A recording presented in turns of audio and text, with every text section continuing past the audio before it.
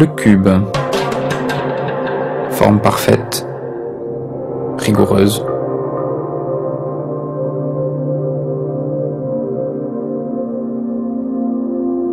Il n'y a pas de cube dans la nature. C'est une forme propre à la pensée humaine.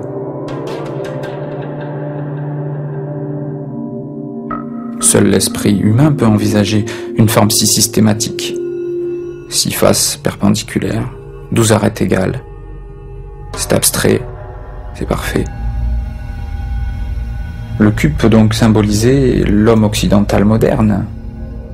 Nos pensées, nos habitations, nos objets sont construits souvent à partir de cubes. Si je confronte plastiquement des systèmes de cubes en perspective avec des organismes humains, je montre comment le monde moderne nous dénature. C'est amusant. Ici, c'est le contraire. C'est la nature qui envahit les cubes. Oui, c'est ça. On peut représenter l'homme avec une myriade de petits cubes, tout en perspective, comme des pixels qui recomposeraient des visages. Peindre un état du monde, sceptique sur son avancée, critique sur ses choix, à travers le cube, l'infiniment petit. Ouais, l'acte de peindre continue.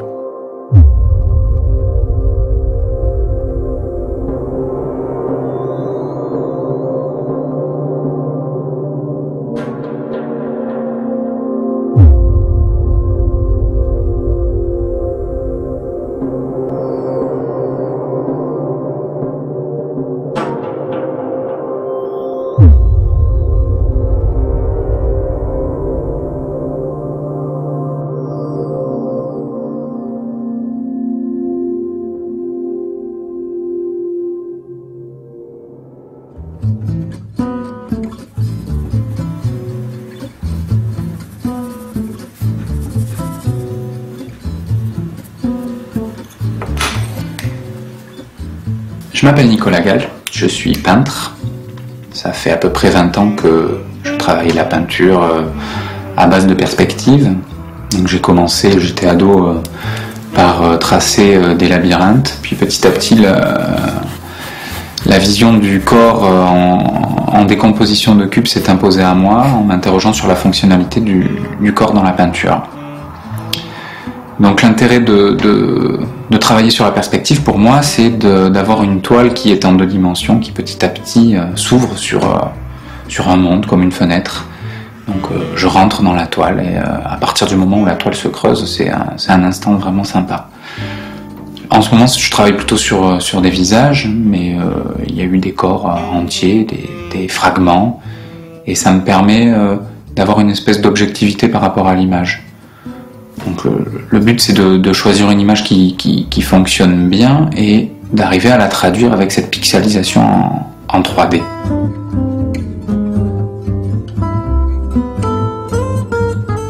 Faire une toile, ça nécessite un certain nombre d'étapes. Surtout mon travail à moi qui est très dessiné et qui est ensuite redécomposé en cubes. Donc on va aborder ces différentes étapes. La première étape, ce serait le choix du sujet. Donc en l'occurrence, en ce moment, je travaille plutôt sur des portraits. Un portrait serait... En général, je travaille le portrait d'après photo. Il peut s'agir aussi de portraits que j'invente, que je trafique, que je modifie. Ces portraits-là, je les dessine, je les travaille en fonction de l'anatomie, ensuite de l'ombre et de la lumière. Donc c'est du crayonné sur papier, tout simple. Beaucoup de brouillons, beaucoup d'essais qui valent rien, mais qui me permettent d'avancer.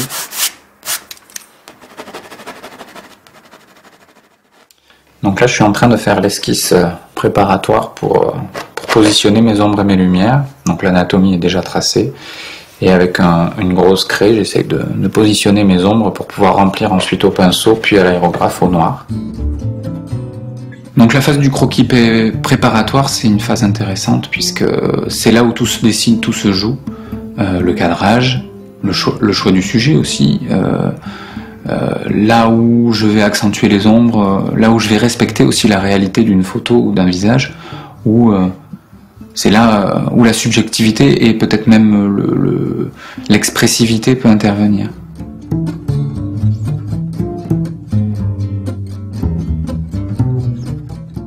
Là, je suis en train de remplir toutes les zones de noir.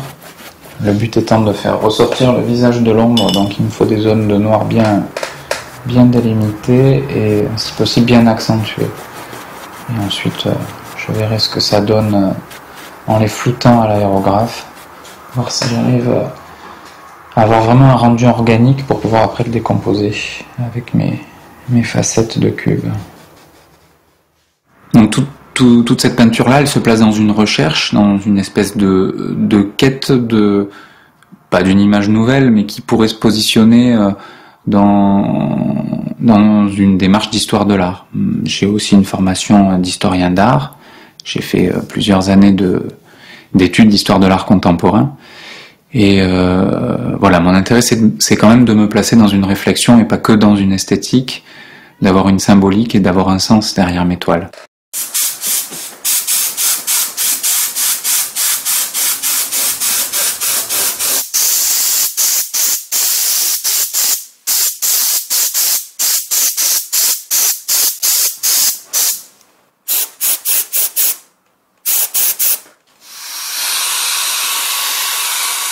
Une fois que donc j'ai cette anatomie, je projette des lignes de fuite. La projection peut paraître un petit peu impersonnelle, mais elle est intéressante puisqu'elle me permet de ne pas avoir de grandes règles à faire circuler sur la toile et donc d'avoir des points de fuite très éloignés. Ce qui me permet d'avoir une vision assez urbanistique finalement de mes cubes, comme si c'était une ville ou une mégalopole ou quelque chose comme ça. Si j'ai mes points de fuite trop rapprochés, ça déforme trop l'image, ça fonctionne moins bien. Donc une projection qui me permet de dessiner mes cubes dans la projection sur la toile en fonction de l'anatomie et en fonction des ombres et des lumières.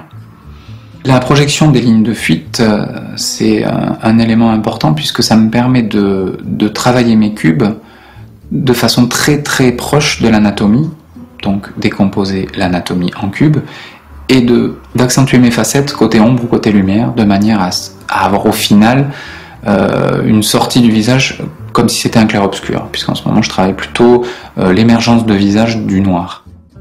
Une fois ce traçage de cubes terminé, je travaille mes noirs au pinceau, donc vraiment des aplats tout simples, de manière à pouvoir rentrer les ombres dans le visage et dans l'anatomie.